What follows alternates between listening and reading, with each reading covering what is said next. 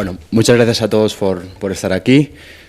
Llego recién aterrizado de Sevilla, de explicarles exactamente qué está pasando en Cataluña. Muchos todavía ni se lo acaban de creer. Es decir, tuve el honor de que el jueves, que fue el día de la presentación, pues ocurrió algo que es intolerable en una democracia, en la que a una diputada jerezana o a mi padre o al padre de Jordi Cañas o a la madre de Albert les digan que son inmigrantes viviendo en Cataluña. Eso ha ocurrido en el Parlamento, eso lo denuncié públicamente en la presentación en Sevilla, y no se lo acaban de creer, es decir, porque no se acaban de creer qué está pasando en Cataluña. Pero bueno, ahí seguimos y ahí estamos defendiendo lo que hay que defender, ¿no? Es decir, que lo que nos estamos jugando en Cataluña no es que algunos se están empeñando en ponernos un inmenso muro. Aquí lo que nos estamos jugando en Cataluña es la libertad. Y ante eso nos van a tener a más de uno, a todos los que estamos aquí, para empezar. Para mí es un honor estar aquí con Jordi, una persona que quiero, que admiro, y con el profesor Barracoa, que es un ejemplo a seguir, y que si no habéis leído sus libros de las historias ocultas del nacionalismo, mañana mismo, bueno, mañana no, que es domingo, pero esta tarde, os podéis escapar, si aún quedan ejemplares, porque eso es otra, ¿no? Los que... ¿Tenéis ejemplares? Pues perfecto, es decir, la mejor inversión del día es comprar hoy el libro de Javier Barracoa. Y aquí estamos para hablar de historia, que cuando hablamos del nacionalismo, hablar de historia y de histeria es exactamente lo mismo, porque son dos caras de la misma moneda, ¿no? Desde el vodevil, ¿no?, que nos lleva al ridículo más exagerado, ¿no?, pues pasando por episodios nefastos de la historia que algunos pretenden imitar, ¿no? Yo voy a centrar mi intervención hablando de los principios gebelianos. Sé que puede sonar un poco duro, pero os vais a dar cuenta que más allá de no hacer ninguna comparación entre el nazismo y el holocausto nazi, porque hacerlo es banalizar la historia, si os daréis cuenta que los principios de propaganda del nacionalsocialismo alemán no se asemejan demasiado a muchas cosas que está pasando hoy en día en Cataluña. La parte más histórica se la voy a dejar a Javier Barracoa, que es un absoluto experto en la materia y que creo que van a complementar perfectamente la mesa, ¿no? Me gustaría empezar mi intervención haciendo referencia a lo que hace algunos años, al recibir un premio en Leipzig, en Alemania, el historiador Erich Hoffmann comentaba sobre los problemas que el fenómeno del nacionalismo ha causado al mundo moderno, ¿no? Hoffmann era de la opinión que Hoffmann era uno de los primeros estudiosos oficiales del nacionalismo, ¿no? Y él creía que al nacionalismo había que hacerle no solo un análisis sociológico, sino también un análisis histórico. Un análisis histórico porque lo que pretendía era la creación de un mundo moderno, ¿no? Y en ese estudio en Naciones y Nacionalismo, pues exponía cómo la mayoría de ideologías nacionalistas se intentan sostener falsificando la historia. Y si nos vamos un poquito a las raíces del nacionalismo catalán, pues la pista nos acaba remitiendo siempre al mismo lugar, que es el romanticismo alemán. Un romanticismo que nació como un movimiento artístico, pero que posteriormente lo que hizo fue llevar una nueva cosmovisión, negando la razón, negando la historia, negando para mí lo más importante, que es la negación del sujeto como centro, es decir, haciendo toda una cosmovisión grupal y tribal, ¿no? Y eso es lo que ha pretendido hacer el nacionalismo en Cataluña, ¿no? Siempre armonizando, siempre limando las diferencias, ¿no? El profesor Barracoa y yo somos dos claros ejemplos de lo que supone escribir un libro en Cataluña crítico con el régimen nacionalista y lo que supone pues no ser profeta en tu tierra, que todos los medios de comunicación en Cataluña, absolutamente todos, te nieguen la mayor. Algunos incluso contestan y dicen, no, es que, claro, libros subversivos no los vamos a sacar en TV3, ¿no? Evidentemente, o sea, la lista de espera, yo tengo la agenda ya que els matins de TV3 no para de llamarme cada mañana para ir a presentar el libro. Pues eso es lo que está haciendo el nacionalismo en Cataluña, ¿no? Y es importante complementar el pasado, nuestro pasado, que algunos se han empeñado en manipular con la forma que tienen de la propaganda, ¿no? Y aplastando siempre al disidente. Supongo que os acordáis de quién es Joseph Goebbels, el ministro de propaganda de la Alemania nazi, ¿no?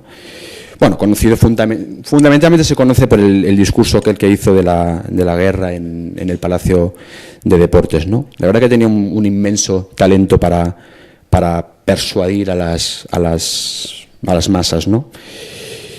Y eso comenzó, y eso es importante no olvidarlo, con unas elecciones libres, democráticas, pero basadas en la propaganda, ¿no? Y en el que la propaganda del marketing fue una pieza muy fundamental, ¿no? Y todavía algunos se pueden preguntar, bueno, pero ¿cómo era posible que todo eso ocurriera en la sociedad, en una de las sociedades más cultas de Europa, ¿no? Es decir, cómo acabó plasmándose un holocausto hacia el pueblo judío en una de las sociedades más libres y más cultas de la época, ¿no? Pues muy básico,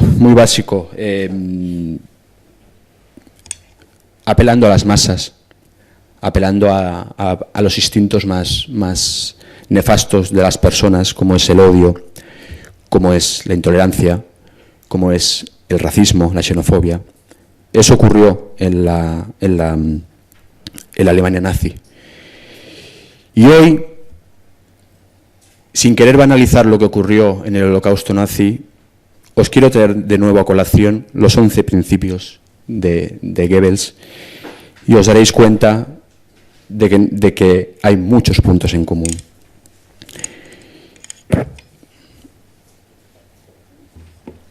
El primero, principio de simplificación y del enemigo único. Adoptar una única idea, un único símbolo, individualizar al adversario en un único enemigo. Aquí está muy clara la cosa, es decir, los conceptos edificantes del nacionalismo, ¿cuáles son? Nación y país. Eso es lo que se empeñan de decir los nacionalistas, ¿no? De ahí se deriva que todos los que disientan de estos principios, de que no nos empeñemos en llamar país a nuestra comunidad autónoma, pues seamos considerados anticatalanes, antinacionales. Y eso lo decía claramente el profesor Francesc de Carreras, que todo nacionalismo para construirse pues siempre ha de tener un enemigo, ¿no? Os voy a poner un par de ejemplos. El primero, de Alfons López Tena, mundialmente conocido, que se dedica a pasear por Nueva York para eliminar los principios y los intereses de España, ¿no? La España democrática se basa en el principio de robar a los catalanes y pedir limosna a los alemanes. Fantástico.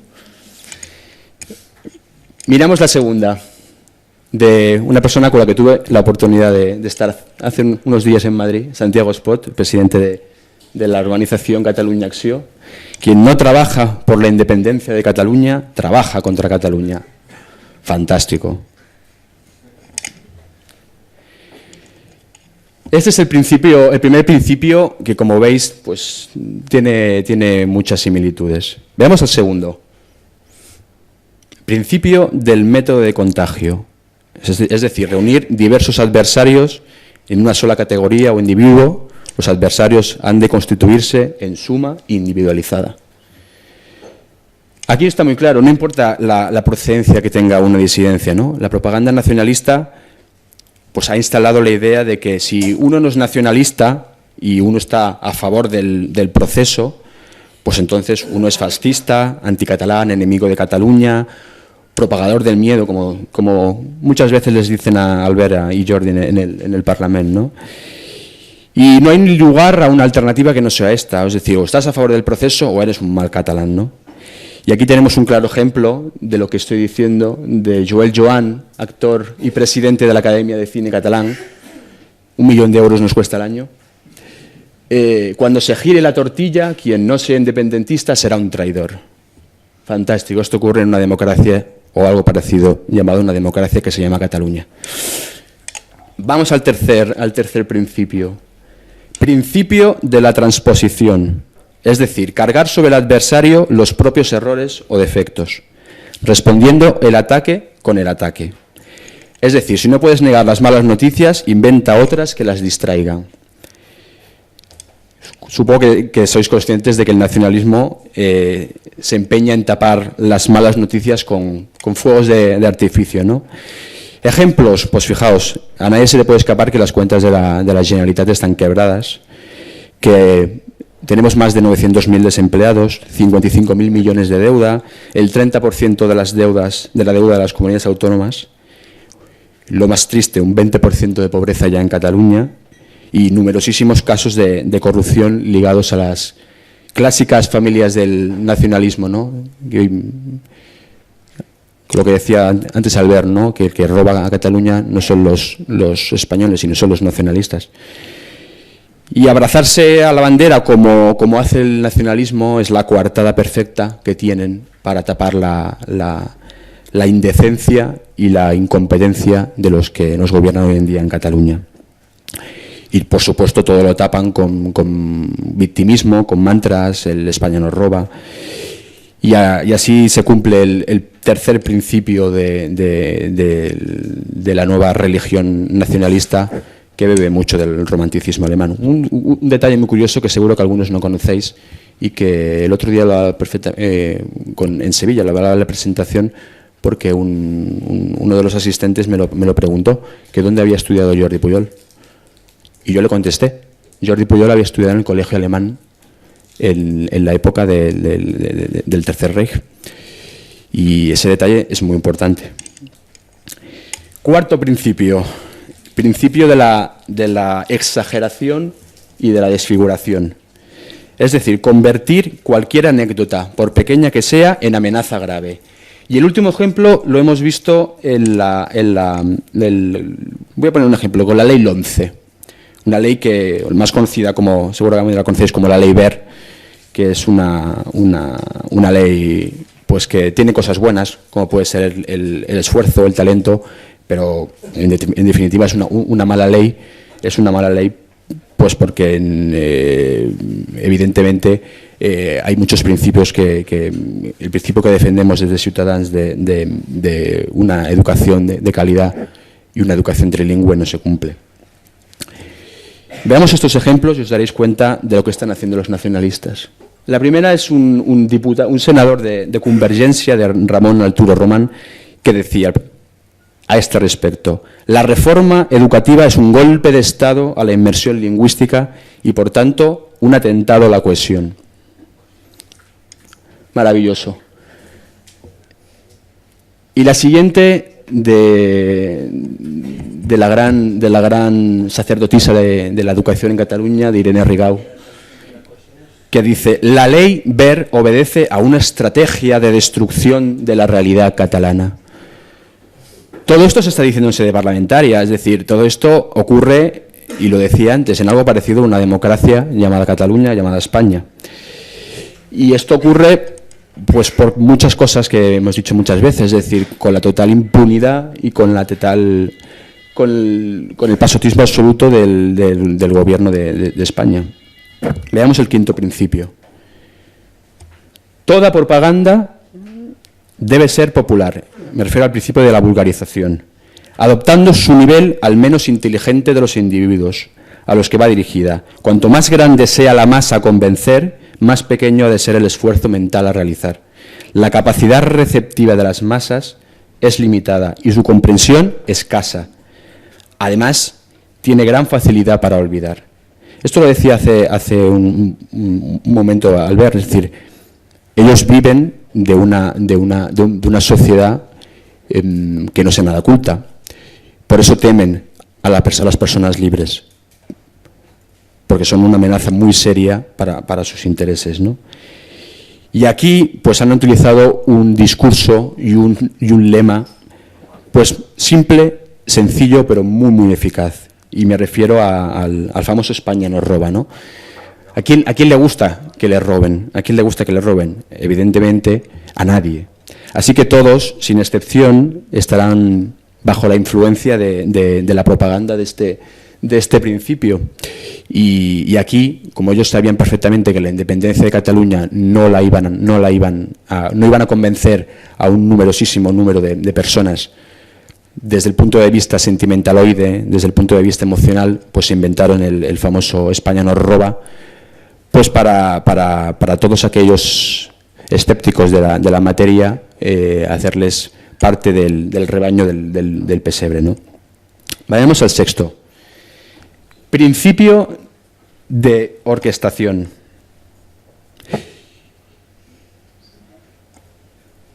Jordi decía una frase de uno de mis escritores favoritos, que es Jean-François Rabel, en El conocimiento inútil, de que la primera fuerza que mueve el mundo es la mentira, ¿no? Pero yo añadiría otra, que es: si una mentira se repite 1000 veces, acaba por convertirse en una realidad, en una verdad, ¿no? Y este es el punto en el que se sustenta el sexto principio de Goebbels, el principio de orquestación. Dice el principio de orquestación: la propaganda debe limitarse a un número pequeño de ideas y repetirlas incansablemente, presentadas una y otra vez desde diferentes perspectivas, pero siempre convergiendo sobre el mismo concepto, es decir, sin fisuras ni dudas. ¿Os habéis fijado que los nacionalistas son muy simples? Es decir, tienen un argumentario muy pobre, pero que siempre repiten los mismos trillados latiguillos, ¿no? Esto es consecuencia de la aplicación de este principio, ¿no? Entonces insisten con: los españoles nos odian, no trabajan, nos roban.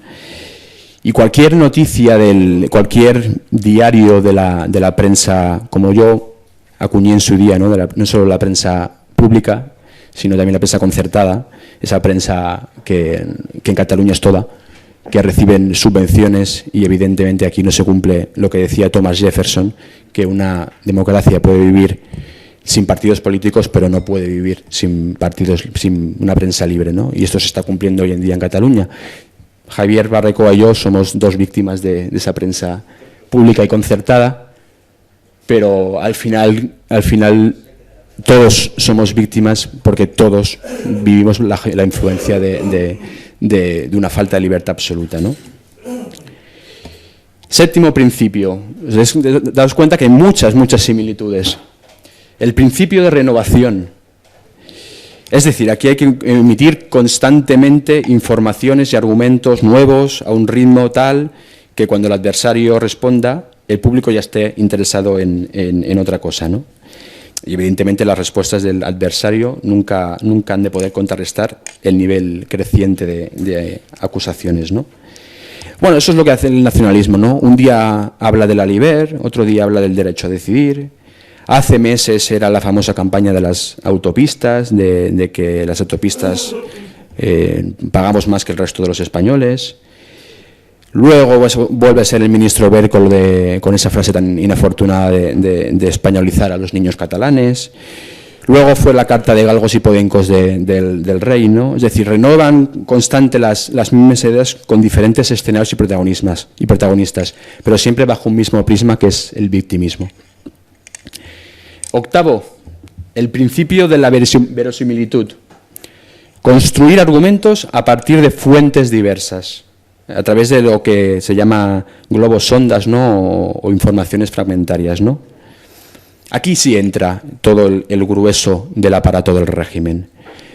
No solo el conglomerado de medios subvencionados al servicio de la causa, sino toda la red clientelar que tiene el nacionalismo, desde Òmnium Cultural, los diferentes institutos Ramon Llull, todas las asociaciones que reciben subvenciones, las pseudoembajadas, que todo el mundo con un mínimo de conocimiento sabe que se están dedicando a destruir los intereses de todos los españoles. Y, por supuesto, pues manipulando, como se ha demostrado esta semana otra vez en el Parlamento, del conseller Mas-Colell, pues las estadísticas y los datos económicos, ¿no? Todo para que parezca que el engaño es real y posible. Vamos al noveno principio. Principio de la silenciación. Ese es el principio en el que el señor Barrecoa y yo estamos más en boca. Acallar sobre las cuestiones sobre las que no se tienen argumentos y disimular las noticias que favorecen al adversario, también contraprogramando con la ayuda de medios de comunicación afines. Perfectamente, cualquier iniciativa que sea contrario al nacionalismo es ninguneada y silenciada. Eso sí, mientras se puede, porque yo sí públicamente tengo que darle las gracias a Jordi, pues por hablar en sede parlamentaria de los libros de los disidentes como Javier Barrecoa, como Félix Ovejero, como Arcadi Espada, como el mío. Y mientras haya una voz, no nos van a callar, ¿no? Pero bueno, eso es lo que vivimos, ¿no? El ninguneo, la censura, el silencio de los libros díscolos, el ostracismo social, porque es evidente que ni a Javier Barrecoa ni a mí nos van a matar. No nos van a pegar un tiro en la nuca. Mientras nos declaren la muerte civil, ya han hecho la primera de las batallas. Y eso es la metodología que utiliza el nacionalismo con aquellos que osamos a plantarles cara. Veamos al penúltimo, el décimo, el principio de la transfusión. Por regla general, la propaganda opera siempre a partir de un sustrato preexistente, ya sea un mito nacional o un complejo de odios y prejuicios tradicionales. Es decir, se trata de difundir argumentos que puedan arraigar en actitudes primitivas. Aquí, evidentemente, entra a grosso modo toda la manipulación de la historia de la que os va a hablar con pelos y señales Javier Barrecoa, y se inventan que Cataluña fue un reino cuando lo que fue, es decir, es una serie de condados del reino de Aragón, ¿no? O que la guerra de sucesión fue una guerra de Cataluña contra España, cuando lo que se estaba dirimiendo era la herencia de Carlos II el hechizado, y lo que y los españoles se dividieron entre austracistas y borbónicos, ¿no? O el famoso decreto de una planta de Felipe V, ¿no? En el que todavía algunos tienen añoranza, ¿no? Y siguen cada día reivindicándolo, ¿no? O esa batalla del 11 de septiembre de 1714 que hicieron héroe a un señor como Rafael de Casanova, que, entre otras cosas, dijo que luchaba por la libertad de todos los españoles. Esa es la manipulación de la historia que se cumple en el décimo principio goebbeliano y que Javier os hablará con más detalle. Y, por supuesto, el último, que no sé si Javier os hablará de él, pero es el famoso genocidio cultural durante el franquismo. Es evidente que hubo una persecución al catalán durante la dictadura de Franco, ¿no? Pero de ahí a decir que hubo un genocidio cultural cuando en el franquismo, aunque fuera clandestino, se publicaba teatro en catalán, poesía en catalán, se bailaban sardanas en Cataluña. Por supuesto que el catalán no era un idioma oficial y oficioso como es hoy en día, pero de ahí a decir que fue un genocidio cultural va un abismo, ¿no? Y además yo siempre hago un paralelismo y digo que si los mejores genios de la literatura y de la dramaturgia catalana nacieron durante la dictadura, es decir, Josep Pla, Salvador Espriu, Montserrat Roig, y hoy en día, con una cultura catalana, expresada en catalán, absolutamente subvencionada, no ha vuelto a salir un genio de aquellas características, mucho tendrá que ver el hostigamiento y la subvención. Y el último principio, el principio de la unanimidad, lo que pretenden es llegar a convencer, o lo que pretendía Goebbels era llegar a convencer a mucha gente que se piensa como todo el mundo, es decir, creando una impresión de unanimidad. ¿Os habéis fijado la cantidad de veces que los nacionalistas, ya sean orgánicos o de partido, hablan del pueblo, la voluntad del poble? Acordaos el famoso Mesías abriendo las aguas del mar Mediterráneo, mar Rojo, en campaña electoral, ¿no? Con los brazos abiertos. Para ellos es el pueblo, es decir, aquellos que están a favor del régimen es la voluntad del poble, ¿no? Es decir, todos aquellos que disentimos de eso, no, evidentemente no somos el pueblo, ¿no? Y pretenden callarnos, ¿no? Estos son los 11 principios gebelianos que, como veis, pues no acaban de desaparecer del todo, y tenemos a un fiel testigo de todo aquello que se llama Francesc Homs, que se dedica todas las semanas a pontificar y a crear el dogma, ¿no? Yo espero, y de verdad lo pienso, yo no quiero ser pesimista de lo que está ocurriendo en Cataluña. Yo creo que tenemos un trabajo muy importante por delante. Creo que Javier ha hecho un gran trabajo en Historias ocultadas del nacionalismo, que les desmonta punto por punto todos sus mitos en los que han creado una delirante tesis y un dogma absolutamente liberticida. Y yo espero que algún día volvamos a recuperar esa Cataluña que sí tengo la sensación de que el nacionalismo nos robó, esa Cataluña abierta, vanguardista, en la que no importaba la lengua en la que hablara uno. Y yo creo que vosotros sois parte de ese cambio. Se ve, se palpa, es decir, cada día hay más gente que, como decía el maestro Girauta, que ha roto el silencio y que pretende dar esa batalla intelectual al nacionalismo, porque es la primera de las batallas que tenemos que dar, desmontar sus tesis y desmontar su lenguaje en las que a veces uno no sabe si está hablando de un lenguaje prebélico o está hablando de una esquizofrenia ya congénita. Yo os invito a que de verdad que seáis libres, porque os temerán. Si sois libres os van a temer, y porque si sois libres os van a tener cierto respeto. Antes Jordi decía que Javier cuente una anécdota de lo que le pasó en Sevilla. Os la voy a contar. En Sevilla. Pero es de Girona. Es de Girona.